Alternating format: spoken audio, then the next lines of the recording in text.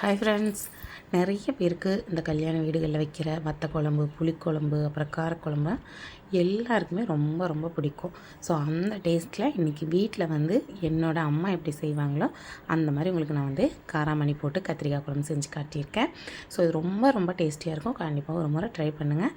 இது செய்ய stove on பண்ணி கடாயை வச்சுக்கோங்க. ஒரு டேபிள் ஸ்பூன் ஆயில் விட்டு கடுகு போட்டுக்கோங்க. கடுகு நல்லா பொரிஞ்சதும் ஒரு கொத்து கருவேப்பிலை, சின்ன வெங்காயம் ஒரு 200 கிராம் அளவுக்கு எடுத்துக்கோங்க. பூண்டு ஒரு 10 பல். இதை எல்லாத்தையும் மெலிசாக கட் பண்ணிவிட்டு சேர்த்துக்கோங்க. சேர்த்துட்டு ஒரு டைம் நல்லா வதக்கிக்கோங்க. வதங்கினதுக்கப்புறம் இதில் 1/4 கிலோ அளவுக்கு கத்திரிக்காவை நீல வாக்கில் கட் பண்ணிவிட்டு சேர்த்துக்கோங்க. கூடவே 4 தக்காளியை நல்லா பழமாக பார்த்துட்டு கட் பண்ணிவிட்டு சேர்த்துக்கோங்க. சும்மா ரஃபாக கட் பண்ணிவிட்டு சேர்த்துக்கோங்க. சேர்த்துட்டு இதையெல்லாம் நல்லா வதக்கிக்கோங்க. தக்காளி ஓரளவு நல்லா வதங்கணும். வதங்கினதுக்கப்புறம் 1/4 ஸ்பூன் மஞ்சள் தூள், 1/2 ஸ்பூன் அளவுக்கு பெருங்காயத்தூள், தேவையான அளவு உப்பு சேர்த்துக்கோங்க. உப்பு சேர்த்து கலந்து விட்டுட்டு இதை மூடி போட்டு ஒரு 2 நிமிஷம் லோ குக் பண்ணிக்கோங்க. அப்போ கத்திரிக்காய் தக்காளியில் நல்லா வெந்து வரும்.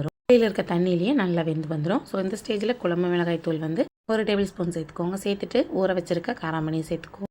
நான் சுடு தண்ணியில் ஒரு 2 மணி நேரம் மட்டும் காராமணியை ஊற வச்சுருக்கேன்.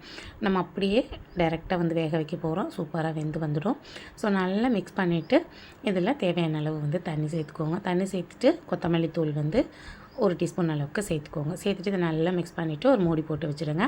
மூடி போட்டு நல்லா தண்ணி ஓரளவு வற்றி வர வரைக்கும் நல்லா கொதிக்க வச்சுக்கோங்க. இந்த அளவு நல்லா கொதி வந்ததும் இதில் சின்ன நெல்லிக்காய் சைஸில் புளி ஊற வச்சுருக்கேன். அதை கரைச்சிட்டா தண்ணி சேர்த்துக்கோங்க.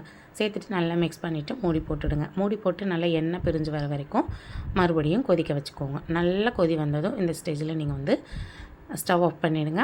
இப்போ நம்ம புளி சேர்த்து அந்த பச்சை வாசம்லாம் போயிட்டு நல்லா கொதித்து தண்ணியெலாம் வற்றி ஓரளவு திக்காக வந்திருக்கு. இந்த ஸ்டேஜில் ஸ்டவ் ஆஃப் பண்ணிவிட்டு சூடான சாதத்தோடு நீங்கள் வச்சு சர்வ் பண்ணுங்கள். டேஸ்ட்டும் ரொம்ப ரொம்ப சூப்பராக இருக்கும்.